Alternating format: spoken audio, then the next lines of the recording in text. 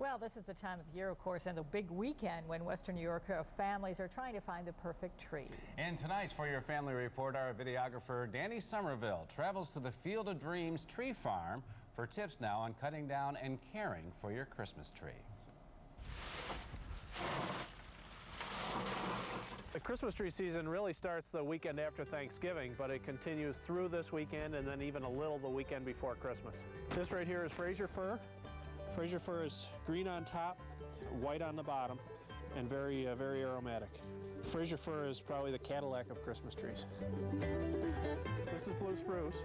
Blue spruce is a popular Christmas tree because the branches are stiff and they hold heavy ornaments well. It doesn't hold its needles as good as a fir, but its branches are stiff to hold ornaments up. That's its best quality. This is Scotch pine. Scotch pine's an old traditional Christmas tree and holds its needles real well, has reasonably good color, and but it's not as popular as the firs are today. To care for the Christmas tree, the first thing you should do before you put it in the stand is cut about 1 inch off the bottom so it's got a fresh cut. Put it in the stand, and we recommend just water in the stand. Don't add anything. We don't think it helps that much. Particular varieties or? No, usually pine or blue spruce. Yeah. Either one I get. Anything you look for when you pick it out? Any particular things? We just like one that takes half the front room up. Nice and bushy, and he's got them. I guess the wife decides. Which one, yeah. Yeah, she's the ultimate judge, I guess. Right. And I'm the only one that's got to do the cutting and dragging.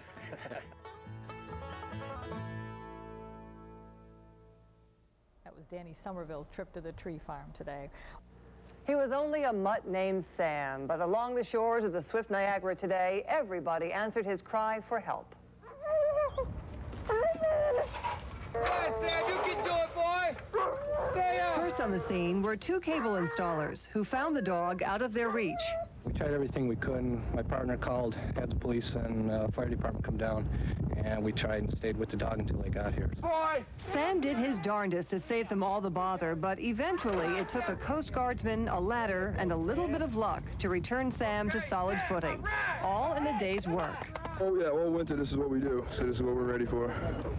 Sam was fed to a veterinarian, and the Coast Guard went back to work, promising they'd have tried just as hard if it had happened to be you or me.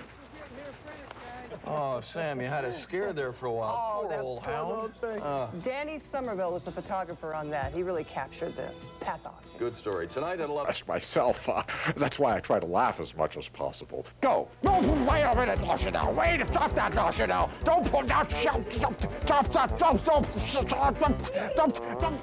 It's a family show, and it's really for children and adults. So people who aren't children and adults should probably stay away. It's mostly for residents of the planet Earth,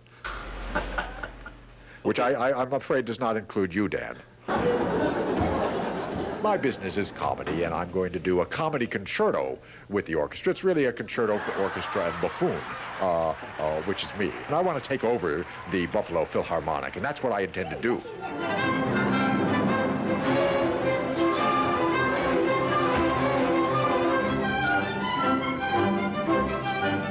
I think it says on that sheet of paper in front of them, it says, wave the stick till the music stops, then turn and bow. And I know how to do that. I can read.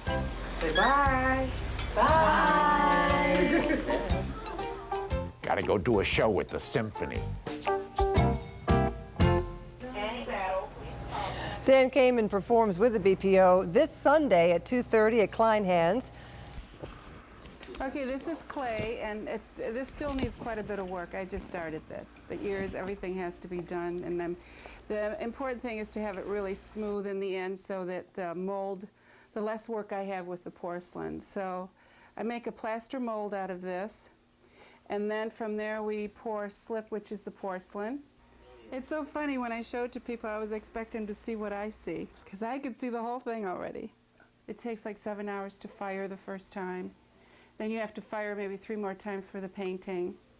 You make the wigs, the bodies, the armature, the arms and legs, shoulder plate. It goes on and on. So I don't know, there's quite a bit to creating one of these little people. They speak to you, and they just make you happy just to look at them. I enjoy having them, and when people come, they always, want to take a look and see what Tessa and Deidre are doing.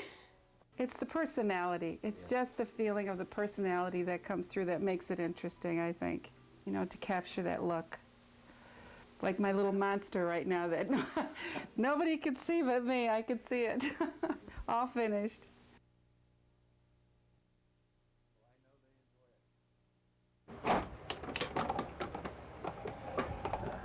I'm head cook, bottle washer. I'm the Corps' mom. I'm the closest thing to a mother that they have on tour. I see that they get fed, that they get their vitamins. It's called shucking corn. You've never shucked corn? You grab it at the silks and pull it down like that. Grab as many silks as you can. That's less cleaning on it, see? Oh, okay. And peel it off and put it in there. She goes out of her way and learns pretty much everybody's name, and last year was my first year on tour, and she was kind of like, my mom. She looked after me. She'd ask how I was doing in the morning, so she does. She looks after the kids like they were her own. It's just kind of a taste thing. You keep tasting until you get it right. It's one of the children's favorite meals, taco salad. They love it. Terry is a pretty phenomenal person, and she mothers this whole operation, especially around the food area and the food wagon. There's insect bites and Band-Aids and ice to pass out for ankles, motherly love. There's a post office over there. Mail gets delivered. Just do all the things that super moms do, Drum Corps made a major difference in my children's life. And if I can help make that difference in just one child's life each summer, then all the sleep deprivation, all the fatigue, all the worry is worth it.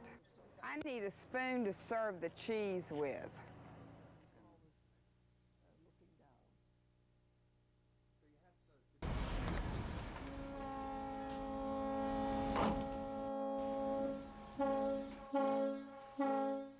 We use them as buffalo boat, as you know, and we go down the Buffalo River and down the City Ship Canal for 2 hours. And all of those major architects at the turn of the century came to Buffalo and were totally in awe of the structures that they saw because they had never seen anything quite like this in Europe at that time. So these elevators from Buffalo were of great influence on the founders of what's known as modern architecture. And we're just happened to be coming upon the Kinsman Independent, which is unloading grain at this particular elevator. One of the things we point out in this particular area that all of these elevators are active in one way or another. They're not all dead, as some people seem to think, in that there's nothing going on here in a business capacity. That is one of the myths that we try to debunk on these tours. People that we bring down here are totally amazed at the history down here.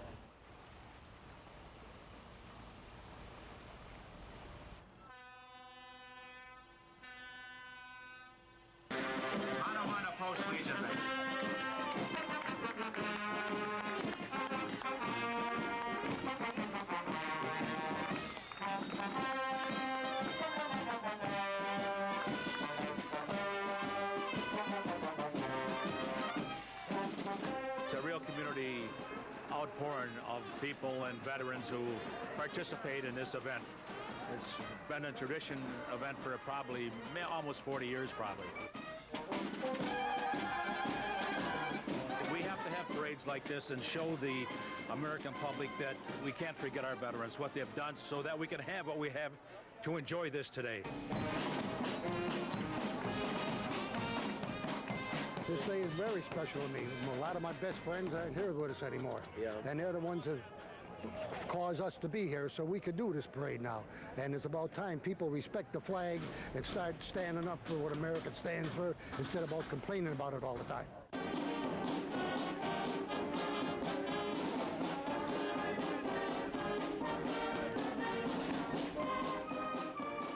I really don't know if the kids realize what their grandfathers or their fathers went through to preserve what we have today. There's a lull now in our in our nation where there's no wars and what have you. And I don't want the people to forget that we still got to thank the veterans what they've done to create this here stability we have in our nation today. There's certainly more than one way to make beautiful music. And as News 4's Lori Schultz reports, there's more than one way to appreciate it. This is a busy time of year for the Buffalo Philharmonic Orchestra, with holiday concerts scheduled every couple of days. But this is the one the musicians really seem to look forward to, because they're playing to an audience that doesn't have to hear the music to feel it. I like to see the bells and the violins and the drums, everything.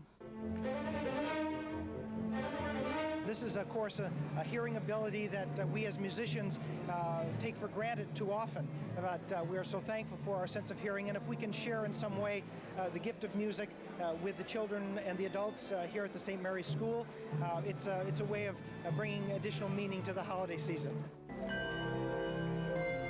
The annual holiday concert at St. Mary's School for the Deaf has become a tradition for both musicians and students, many of whom can hear at least some of the music. It was fun.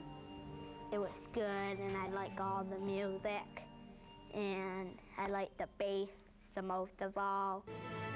We have a number of students with cochlear implants, which is a relatively new technology that enables students to hear music, to hear sound, to hear speech in a much more consistent and helpful manner. Even those with profound deafness are able to find the joy in the music. You see, they feel the vibrations of the instruments coming from the floor of the gym. Musical programs are certainly nothing new at the school. Studies show a link between a strong sense of rhythm and speech development. But this concert seems to be a favorite of students, a highlight of the holiday season. Lori Schultz, News 4 at 6. What a great program. It was a righteous funeral where the roar of powerful Harleys was the voice of quiet mourners who were dressed in black leather jackets with gang colors sewn on back. Hells Angels gang member Michael Quayle was killed in a brawl with the Outlaws last Sunday at Lancaster Speedway. Today, his fellow brothers huddled together to pay their respects. Hells Angels from as far away as British Columbia and as nearby as Illinois. Observers line the streets, fascinated by the funeral ritual of biker brotherhood. It's sad. It's sad that our world has to revolve around killing, and we're just here to kind of pay our respects from a distance. It's thrilling to see it. You know, it's really, I've been having a lump in my throat. I've been saying prayers for it. More than 75 police provided security at today's funeral, preparing for the worst since the deadly gun and knife battle last weekend between the two rival gangs. Rochester Sergeant Sherman Scott says all was quiet today, but that doesn't mean the turf war is over. We'll just have to wait and see what happens. I'm sure that at this point, whatever happened last week, we don't know what's going to happen as a result of that, but we're just more or less concerned about what's going to happen right here today. Once Quayle's coffin was placed in a hearse, his family and close friends led an entourage of bikers on a 20-mile trek to the graveyard. You can tell by the procession just how tight-knit biker families can be. I mean, very seldom do you see hundreds and hundreds of families taking part in a funeral.